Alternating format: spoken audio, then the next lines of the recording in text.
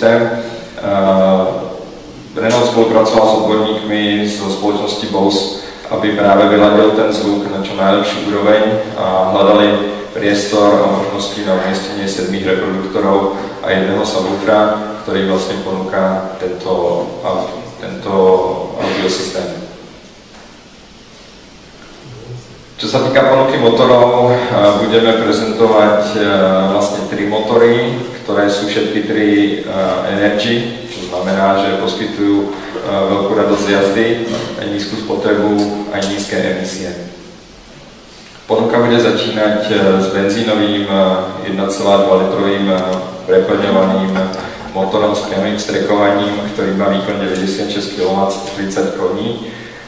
Tento motor je v kombinácii s 6-stupňovou manuálnou prevodovkou a skombinovanou spotrebou 5,6 litra.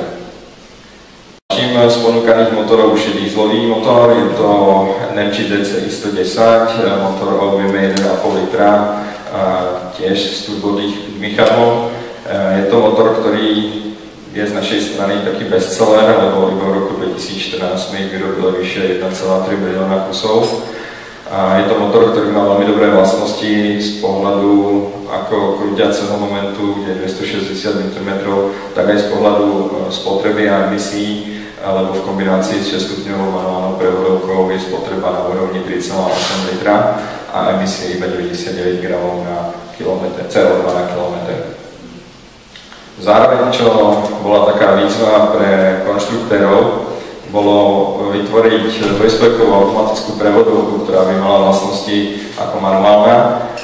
Môžeme povedať, že toto sa podarilo a práve s motorom 1.5 DCi je kombinovaná aj dvojspojková prevodovka EDC, ktorá má také isté parametre ako motor, o ktorom som rozprával pred chvíľkou.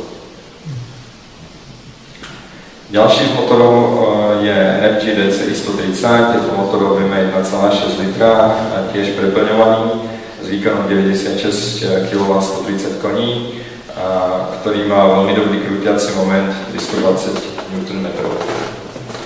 Tento krúťací moment ho aj, dá sa povedať, predpovedá alebo určuje na pohon 4x4, takže toto je motor, ktorý bude vlastne poskytovať crossoveru Renault Kadjar pohon 4x4, pokiaľ sa to zákazník bude vyžadovať.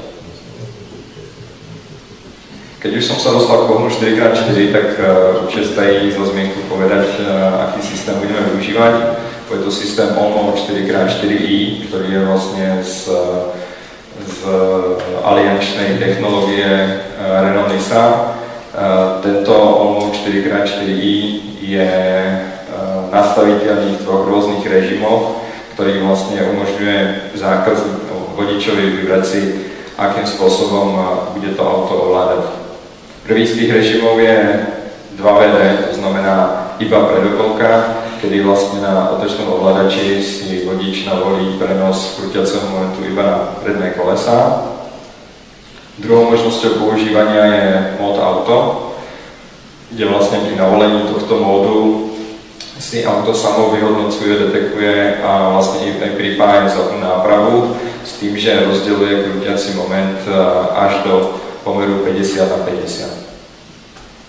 A posledným tretím módom je tzv. Lock mode, ktorý je zväčša odporúčaný na nespevnených cestách pre prejazd nejakým terénom, kde vlastne dojde k trvalému zamknutiu distribúcie krúťaceho momentu na prednú a zadnú nápravu v pomere 50:50. Tento systém funguje do rýchlosti 40 km za hodinu.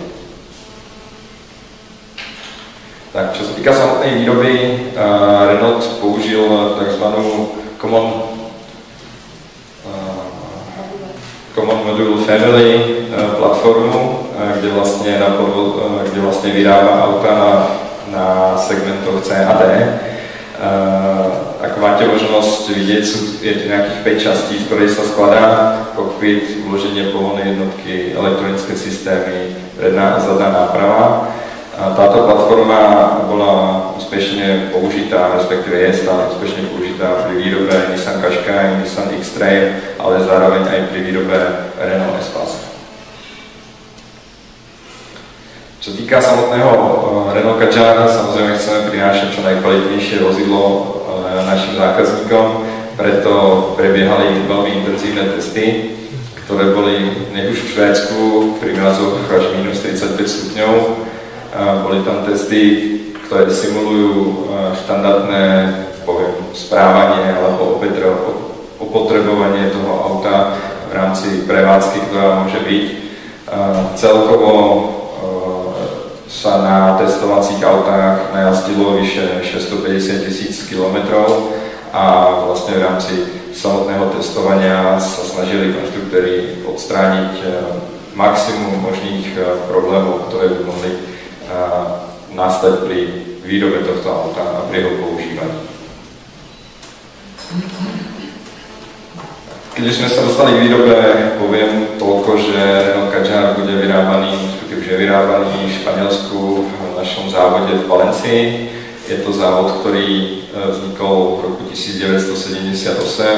Do dnešného dňa vyrobil vyše 6 miliónov automobilov. S príchodom nového Renault Kadjar a zároveň s príchodom nového Renault Espace sa tento závod dočkal veľmi veľkých investícií a modernizácií, takže okrem nových robotov, okrem nových nového svetelného tunela a nových listovne boli všetci zamestnanci preškolení na používanie práve týchto nových technológií, aby sme maximalizovali kvalitu vyrábaných aut. Tak teraz sa dostávame k konkrétnym slovenským ponukám, na ktoré sa určite všetci tešíte. Ja vám predstavím vlastne všetky verzie. Budeme začínať výbavou Live, ktorá je z našho pohľadu základná výbava. A keď sa rozprávame o základnej výbave, ako máte možnosť vidieť, je tam strašne veľa vecí, ktoré už ponúkame zákazníkovi.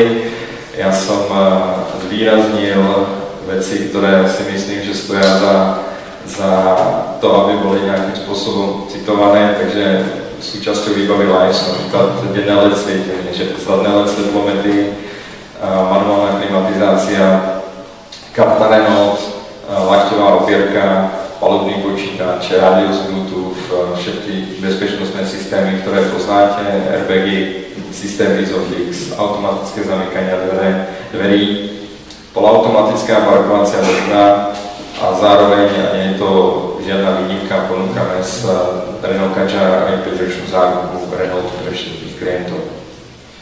Tak ako bude verzia vyzerať, máte možnosť vidieť na tomto slajde.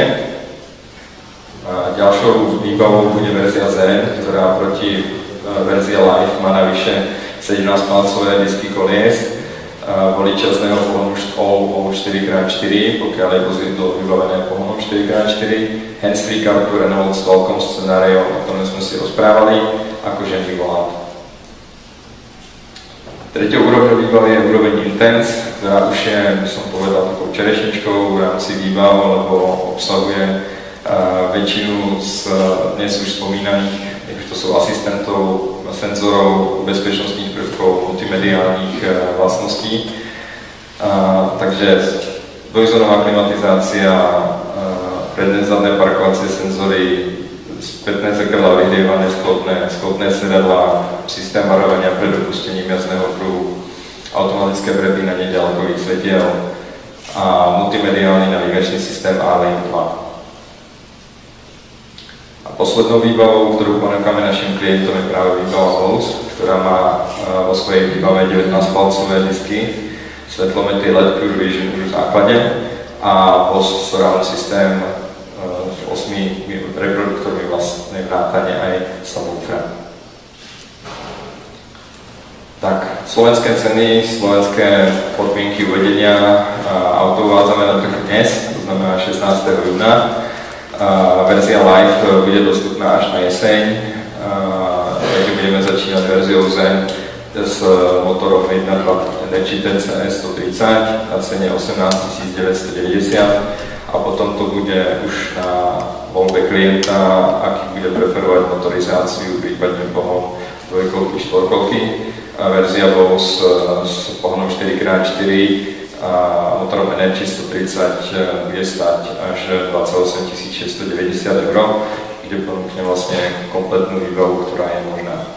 Zároveň pre našich zákazníkov máme pripravenú aj takú akciu pri kúpe tohto auta, lebo pre každú úroveň výbavy, ktorú si bude zákazník kupovať, nech to je Zen, Intense alebo Bose, dostane v cene pak. Napríklad na Zene je to pak klimatizácia plus, to znamená dvojzónovú klimatizáciu, dažďový svetelný senzor v hodnote 500 €. Na výbavu Intense Pak City, to je systém sledovania mŕtvého uhlu a vlastne Easy Park Assist v hodnote 650 €. A pri kúpe verzie Bose dostane ešte navyše Pak Safety a Pak City, čo je zvýhodnenie zhruba nejakých 900 € pri